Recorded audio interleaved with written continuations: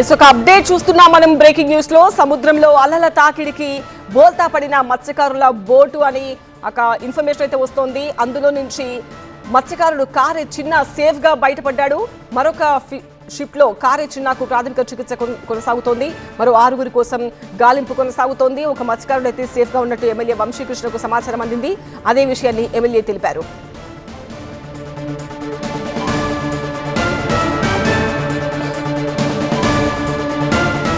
ఏడుగురు మత్స్యకారులు చిక్కుకుపోయారు. ఆ ఏడుగురులో ఒక వ్యక్తి అయితే ప్రస్తుతం క్షేమంగానే ఉన్నాడు. అతనికి మరొక షిప్ లో అతనికి ప్రాథమిక చికిత్స కొనసాగుతోంది. 7 కోసం కూడా గాలింపు కొనసాగుతోంది. నేవీ, మెరైన్, కోస్ట్ గార్డ్ టీంల రెస్క్యూ ఆపరేషన్స్ లో ఒక మత్స్యకారుడు చిన్న అనే వ్యక్తిని మాత్రం కనిపెట్టారు. అతను ఎక్కడున్నాడో బయటకు తీసుకొచ్చి పక్కనున్న వేరొక షిప్ లో అతనికి ప్రాథమిక చికిత్స కొనసాగిస్తున్నారు. మిగతా 6 కోసం కూడా గాలిస్తూ ఉన్నారు. సముద్రంలో అలల తాకిడికి బోటు బోల్తా పడ్డట్టుగా తెలుస్తోంది. అప్పుడు సేఫ్ గానే బయటపడ్డాడు మత్స్యకారుడు కారే చిన్న. మరొక షిప్ లో కారే చిన్నకు ప్రథమ చికిత్స చేస్తూ ఉన్నారు. మిగతా 6 కోసం కూడా గాలింపు కొనసాగిస్తున్నారు అధికారులు. 6 కూడా కాసేపట్లోనే వాళ్ళు ఎక్కడున్నారో కనిపెడతాము అని చెప్తున్నారు. క్షేమంగా తీసుకొస్తామని చెప్తున్నారు అధికారులు. ఒక మత్స్యకారులు క్షేమంగా ఉన్నట్టు ఎమ్మెల్యే వంశీకృష్ణకు సమాచారం అందింది. అదే విషయాన్ని ఎమ్మెల్యే తెలిపారు.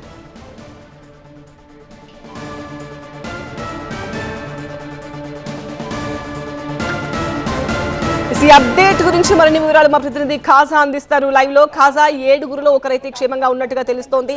సముద్రాల తాకిడికి బోటు బోల్తా పడింది అని చెప్తున్నారు అతను. సో మిగతా 6 కూడా కాసేపట్లోనే పట్టుకుంటారు అనుకోవచ్చా? ఆ బయటపడ్డ కారు చిన్న పరిస్థితి ఇప్పుడు బానే ఉందా?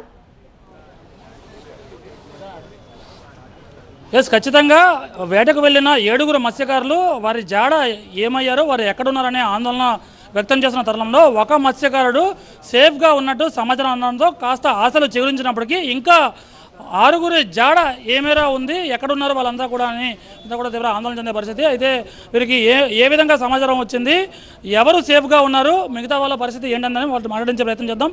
చెప్పండి, మీకు సమాచారం ఎలా వచ్చింది, ఎవరు సేఫ్గా ఉన్నారు, మిగతా వాళ్ళు ఎలా ఉన్నారు? నమస్కారం సార్. నిన్న జరిగిన ప్రమాదం మత్స్యకారులు సుమారుగా ఒక 7 మత్స్యకారులు ప్రమాదంలో తప్పిపోవడం జరిగినది. ఈ విషయం పైన ఉదయం నుండి కూడా విశాఖ దక్షిణ నియోజకవర్గం శాసనసభ్యులు వంశీకృష్ణ శ్రీనివాసరావు గారు ఉన్నత అధికారులను కావచ్చు, ఫిషరీస్ అధికారులను కావచ్చు, కోస్ట్ గార్డ్ని కావచ్చు, నావీ వాళ్ళని కావచ్చు, అందరిని కూడా అప్రమత్తం చేయడం జరిగినది. ఇప్పుడే బ్రేకింగ్ న్యూస్, ఒక మత్స్యకారుడు బోట్ డ్రైవర్ ఓనర్ అయినటువంటి కారి చిన్న గారు ఇప్పుడే ఒక కోస్ట్ షిప్కి దొరకడం జరిగినది. వారు ఏమంచి ఎమ్మెల్యే గారికి ఈ సమాచారం అందించడం జరిగినది.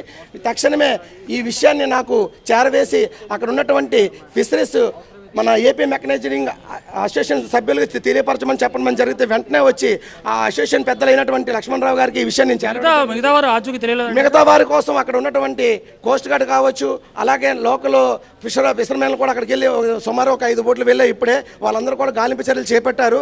ఎవరు దొరికినా సరే, ఏమి దొరికినా సరే సమాచారాన్ని అధికారులు చేరవేయమని చెప్పేసి ఎమ్మెల్యే గారు ఆదేశాలు ఇవ్వడం జరిగింది. ఏమై ఉంటుందని మీరు భావిస్తున్నారండి? అంటే వేటకు 7 వెళ్ళారు, ఒకరు సేఫ్గా ఉన్నారు, మిగతా 6 ఇంకా ఆచూకీ లేదు. ఏమై ఉంటుంది? ఏమయ్యారని మాకు తెలియదండి. ఇంకా ఇప్పుడు ఓనర్ కమ్ డ్రైవరు ఒక షిప్కు దొరికగానే మిగతా వాళ్ళు కూడా అతనిలాగే సేఫ్గా ఉండాలని భగవంతుని ప్రార్థిస్తున్నాం. ఎందుకంటే చెప్పలేకపోతున్నామండి, ఏమైనది మేము చెప్పలేకపోతున్నాం. డ్రైవర్ ఎప్పుడైతే బయటపడ్డాడో మిగతా వాళ్ళు కూడా ఇక్కడ ఆరబార్ నుంచి ఒక నిమిషం.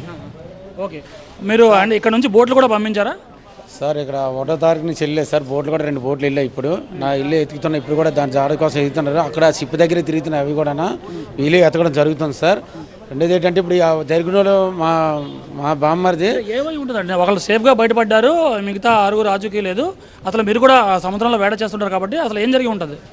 దీంట్లో తుఫాను గాలి ఎక్కువ అవడం వల్ల గాలికి సాయం వస్తున్నారు కాబట్టి గాలికి సాయం రావడం వల్ల ఏమవుతుందంటే ఒక్కసారిగా బోటు ముందుకెళ్ళి తిరగబడిపోతుంది. లేటు తిరగబడేటప్పుడు వాళ్ళకి ఎత్తేస్తుంటారు.